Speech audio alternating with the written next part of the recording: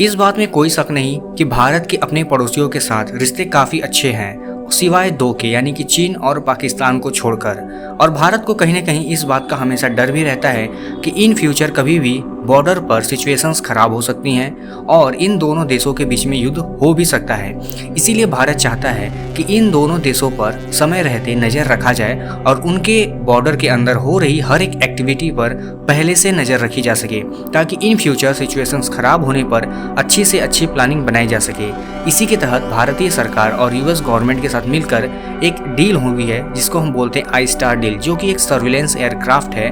ये भारत को काफ़ी मदद पहुंचाएगा बॉर्डर के पार भी इन दोनों कंट्रीज़ के अंदर अपने एनिमीज़ की हर एक छोटी से छोटी मूवमेंट को ट्रैक करने में और उन पर नज़र रखने में। अब आपको बता दें कि इस तरह की जो डील होती हैं ये खासकर इसीलिए की जाती हैं कि अगर आपको अपने दुश्मनों पर और उनके एसेट पर, उनके हथियारों पर और उनके कैंपों पर नज़र रखना है, तो इस तरह के जो सर्विलेंस एयरक्राफ्ट होते हैं ये बहुत मदद करते हैं। अब आने वाले समय में आपको देखने को मिलेगा कि भारत में भी आई स्टार के प्रोडक्ट देखने को मिलेंगे और ये एयरक्राफ्ट भारत में सर्विलेंस के लिए काम आने वाला है।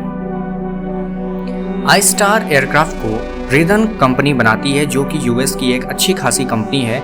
एक मल्टी इंटेलिजेंस एयरक्राफ्ट होता है ये, और ये अपने आर्टिफिशियल इंटेलिजेंस और ज़बरदस्त सेंसर्स के लिए और इसकी प्रोसेसिंग जो पावर होती है इसके लिए जाना जाता है। और साथ ही साथ इस एयरक्राफ्ट में एक खासियत होती है कि इसकी रेंज भी काफ़ी अच्छी खासी होती है। यही कारण है कि क्रिटिकल इन्फॉर्मेशन जो हमारे एनिमीज़ होते हैं ये सर्विलेंस एयरक्राफ्ट बड़े आसानी से निकाल कर दे सकता है और आपको पूरा मौका देता है कि आप अपने दुश्मन के खिलाफ बेहतर से बेहतर स्ट्रैटेजी बनाएं और अपने आप को उसके सामने प्रस्तुत होने से पहले ही इतना पावरफुल दिखाएं कि दुश्मन को ठहरने का मौका भी न मिले। इसी के तहत भारतीय सेना भी चाहती है कि इस तरह के जो एयरक्राफ्ट हैं उसको मिल जाए, और भारतीय गवर्नमेंट और यूएस की गवर्नमेंट इस तरह के डील पर साइन कर चुके हैं। और बहुत जल्द आप इंडिया में भी इस तरह की जो सर्विलेंस एयरक्राफ्ट हैं आई स्टार की वो भी देखने को। भारत में इस तरह की जो डील है वह DTTI के इनिशिएटिव के तौर पर शुरू की गई है और इसका मेन मकसद यही है कि ये सर्विलेंस के लिए यूज़ किया जाए, क्योंकि इसकी खासियतें ऐसी हैं कि ये किसी भी मोबाइल टारगेट को बड़े आसानी से ट्रैक कर सकता है। इसके साथ ये नेचुरल डिजास्टर जैसे एरियाज को भी बहुत अच्छे से मॉनिटर कर सकता है। इसीलिए भारत में इस तरह के एयरक्राफ्ट की डिमांड बढ़ रही थी जो कि मल्टी सेंसर के साथ आते हैं और ये किसी नेचुरल या सिंगल रडार के कंपैरिजन में बहुत अच्छे होते हैं सर्विलेंस के लिए, ताकि ये अपने दुश्मनों को ट्रैक कर सकें और समय रहते उनको डिस्ट्रॉय करने की पूरी प्लानिंग बनाने का आपको मौका दे सकें।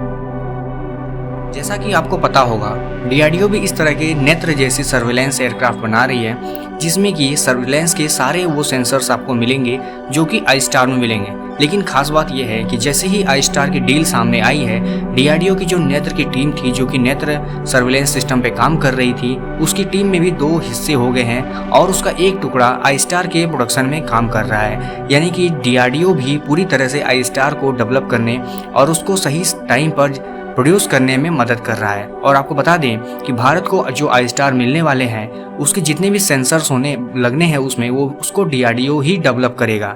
यानी कि आने वाले समय आप देखेंगे कि भले ही आई स्टार को रेदन कंपनी बना रही हो, लेकिन उसमें जो सेंसर्स लगे होंगे वो भारतीय होंगे।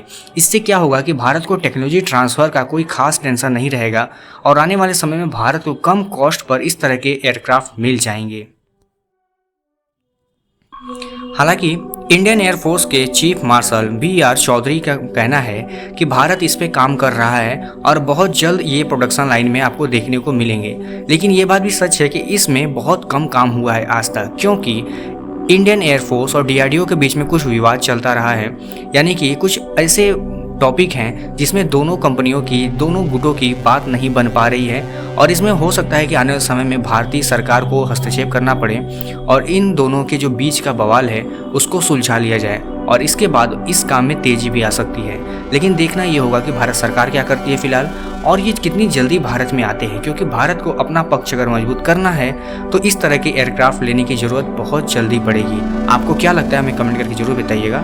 फिलहाल इस वीडियो में इतना।